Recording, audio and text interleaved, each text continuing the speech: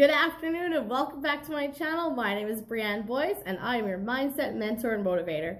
I'm here to talk to you guys today about how to combat negative thoughts and emotions, where they come from, and next tangible tools that you could use to stop those thoughts right in their tracks so you could relieve anxiety, anger, fear, depression, all of those sensations that can be so common in today's world. So what is a thought record? A thought record is just a tangible way to understand exactly what your body is feeling during a distressing moment in time. And actually, if you take a look at the link right in the description, I've left you a website that you could go to take a look at different worksheets to go through some thought records. They aren't thorough. I'm not sure. That's my robot talking. Ignore her. So they aren't thorough, so you're going to want to add to them based on the categories I'm giving you and how to assess what you're going through. So a thought record is a constructive way to look at the facts of a situation and to take out and extrapolate the emotions from it to get a more logical sense of reasoning, especially if you're going through anxieties or depressions or a fit rage of anger. It's a way to neutralize those feelings and just focus on what's actually happening in the moment and disconnect yourself from the emotional overload. So how do thought records start? There's going to be a situation that triggers you, an event, something of that nature. It's going to get you upset and riled up. I could use an example of what I went through just to work through it. Years ago, a doctor really had upset me and made quite a negative comment and an insult, and I was angry. I was very angry. I was hurt, and a million thoughts were going through my head about how he intentionally wanted to see me fail and sabotage and all that fun stuff. That's fear, that's paranoia, that's anxiety, that's delusional thinking to a degree, but did real things happen in that moment? Absolutely.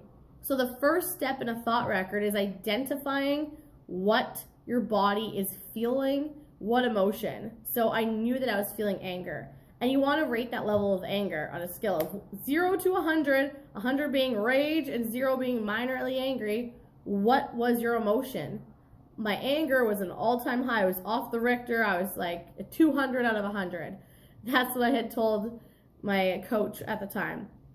So you want to rate each emotion. Maybe there's multiple ones at the same time. So if it's anger, anxiety, depression, let's just use those. They're very common. So you want to rate it. How did that make you feel? What is that feeling? 0 to 100. Rate each one and rate your dominant and primary emotion. So for me, it was anger. So we're going to target that anger. Then you want to go into where are you feeling that in your body? What body sensations are going on? Maybe it sounds weird. Maybe it sounds a little woo-woo hokey, but you want to do that because it takes you out of the moment and gets you into your body. It takes you out of the situation and gets you into your body in the moment and distracts you from the emotional overload and gets you feeling physiological events which start to calm your mind down and bring you back into logical reasoning. So where was I feeling in my body? I was tensed up. My shoulders were tight. They felt hot. My face felt hot. It was flustered. It felt like I had tingles and prickles in my face, and my head was just on fire. So I wrote down all these body sensations. I identified where I felt it in the body, and that took me out of the moment. And then I walked through a scenario and I described the situation of what happened.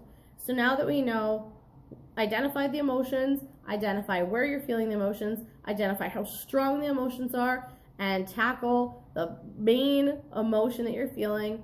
Now it's time to identify the situation of what happened. Use all the words you want. How were you feeling? What happened? Describe the situation. Where were you? What time was it? What day of the week was it? Who was present? What were you doing? What were you feeling before the situation? What were you feeling during? What were you feeling after? Do a summary of that entirety of the event. And then you want to extrapolate, pull out pieces to see what emotions were coming up. So as you're describing the story, the next step is pulling out the primary feelings that were going on and the primary thoughts. What were you thinking in that moment? What were those thoughts? I want you to pull out at least 3 to 5 or as many as you have. Pull them out, and then underneath your summary, start documenting them. So I was so angry. I was pissed off. I could have thrown something. All I wanted to, whatever it was, all those feelings, all those emotions, and then what happened. Okay, so somebody said something, And as soon as they said something, what thought did that bring up? Well, the doctor told me he was sick of my dramatics with my emotions. Okay, so he called me drama. That's something that happened.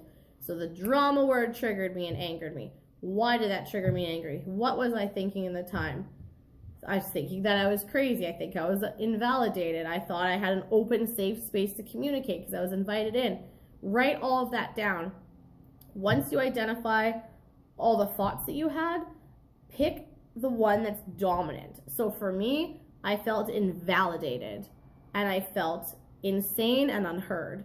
So for me, the biggest dominant one in that moment, when I went through my summary, I listed all the emotions and thoughts I was having. I want you to extrapolate the primary thought causing the primary emotion. So my anger was driven by my primary thought of being invalidated and unheard.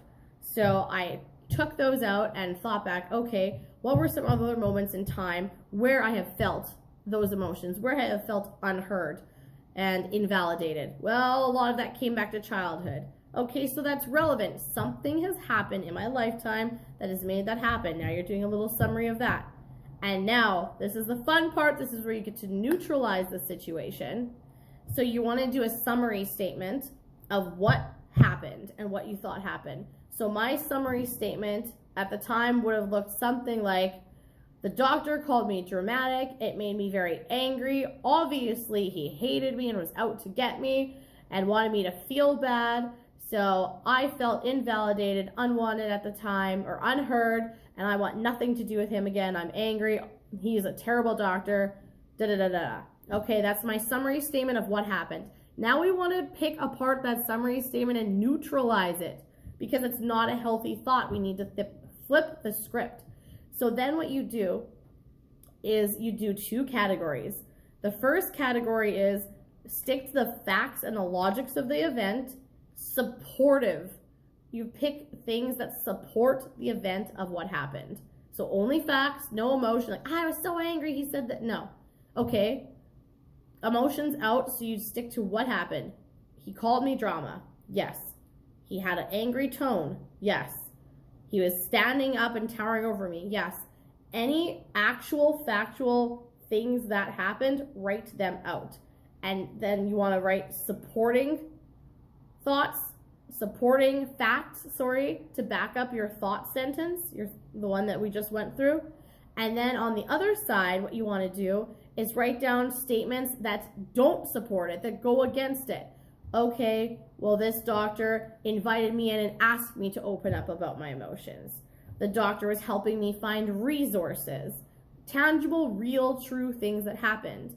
And then what you want to do is weigh each side, so the supporting ones and the discrediting ones. And what you want to do is see which is heavier. And then what happens oftentimes is it's going to be almost neutral on either side. There's going to be a lot of positives, a lot of supporting ones, and not a lot of discrediting your thought ones. And oftentimes you'll even find that there's lots more that discredit your fear or your emotion, your anxiety, or your anger. So my neutralize statement afterwards, what you want to do is when you look at those two lists and emotions are down, you want to change your new statement, neutralize the one of he did this and I was so angry, I felt da-da-da. So now you want to flip that script, neutralize it based on the fact columns that you did, and it will look something like, even though the doctor said that I was drama and he was towering over me and I sensed anger, he has always been supportive and asked me to open up and was trying to find resources and kept me on as a patient. Maybe he was just having a bad day and I misread the situation. Bam. Okay, it's neutralized. So it's taking anger and rage and it's looking at the facts. It's not letting anyone get away with anything. You're still making it accountable. Yes, he still did this. Yes, I was valid and felt this, but perhaps here's an explanation. And what happens after you're done that is now you want to go through and take a look at your emotions now. After I made that sentence, my anger went from a 200 down to like a 50%. So 50 out of 100, which is a heck of a lot better than 200 out of 100. It's not fully gone, but it brings you into the moment. And then once you're brought into the moment and you're looking at the facts, you can start to calm down and rationalize it, and then you can make a game plan going forward. How can I logically work through this to fix that? And that's entirely up to you. Okay, now I can understand potentially his perspective and potentially mine. And once emotions are neutralized, then you can go happily address the situation. You can talk to the individual. You can work it out through yourself, whatever your scenario might be. But that is what you want to do with a thought record for any type of emotion. And then identify, like I said at the very end, the degree to which that emotion is there. So my anger went down to a 50. My anxiety was almost completely gone. So that was very positive for me. And I started doing these thought records.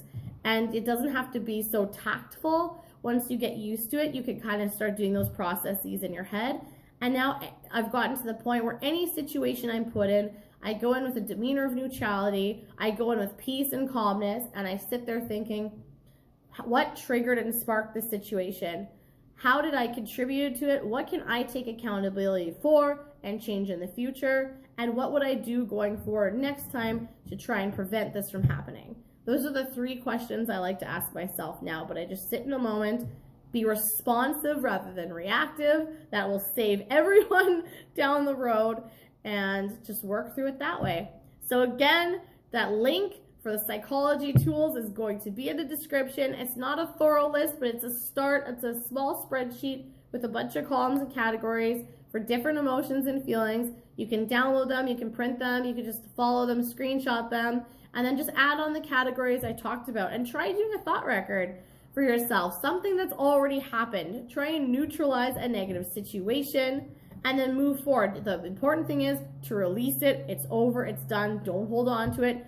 Don't be a victim. Don't take full accountability. Don't take guilt or shame or full responsibility either. It always takes 2. Everybody always has ownership in their own actions. I hope this video helped. If it did, which I know it did, please like, share, comment, and subscribe. When you like my video, when you share my video, it lets me know that I'm doing a good job and it's going to be helpful to somebody out there that could really use this information. I appreciate you all. I love you all. Have a great rest of your Thursday and have a zesty weekend. Subscribe. Love y'all.